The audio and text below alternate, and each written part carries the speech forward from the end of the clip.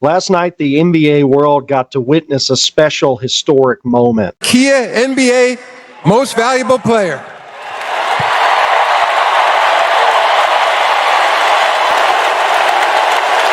In the history of basketball, now 80 years strong, there's only a select few that can say they've stood on the ground that SGA now finds himself. Back-to-back NBA MVPs, a dominance that we thought we might never see again.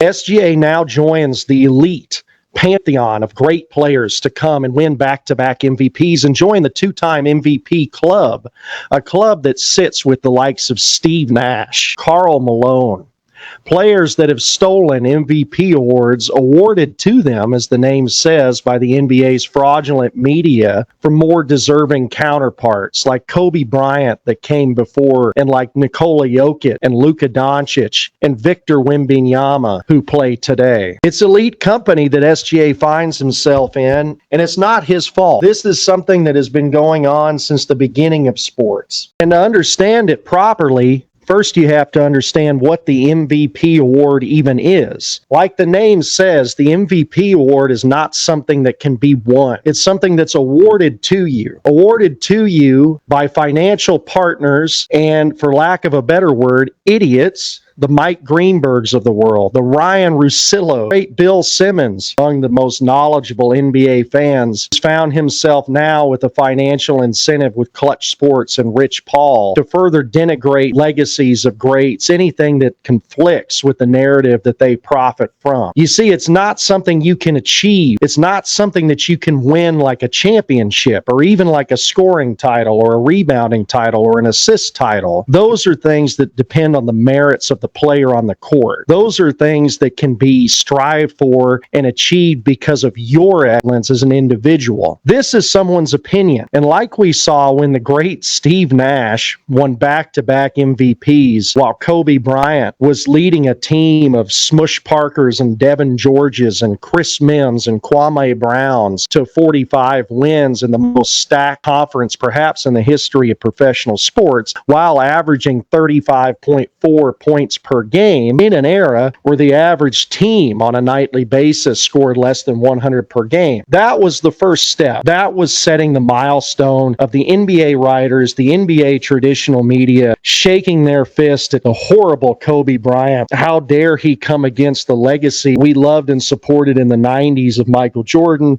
and how dare he not step aside and let us promote the new chosen one, the new player that we have put our marketing infrastructure behind in LeBron James. He needed to get out of the way. He needed to be put down, and he needed to be, in their minds, put in his place. That was when I stopped caring about the MVP award altogether 20 plus years ago, when a player in Kobe Bryant who averaged literally more than double points of the player that actually won, not only got his MVP trophy stolen from him, not only did not win the award, but finished fourth. That wasn't a failing on his part. That was a failing on the system and in its entirety. This season, that role was cast onto players like Nikola Jokic, who had one of the most dominant statistical seasons in the history of the sport, like Luka Doncic, averaging nearly 34 points, nearly 8 rebounds, and nearly 9 assists. Think about the numbers I just said to you. Leading a team to 53 wins with his second and his third best players missing a combined more than 50 games in a still stacked Western Conference, and putting up nearly a 34-point triple-double for the season. That is the player who finished fourth this year. That is the player that needed to be pushed aside still to this day, some 20 years later, so that LeBron can still shine and still cling tightly to his control over the NBA media infrastructure. This isn't any disrespect to Shea. What this is a commentary on how legacies get changed, shifted, stacked over time by the powers that be, and it's not by accident. It's by profit, it's by manipulation, it's all by design, and last night's is yet another example of that. Thankfully, we still get to play the games, and we got to see what matters on the court when the second runner-up in Victor Wembanyama, who also you could make the same narrative case, should have been the MVP over Shea as well, proved it on the court. He won something that can actually be won. 41 points, 24 rebounds, 3 blocks,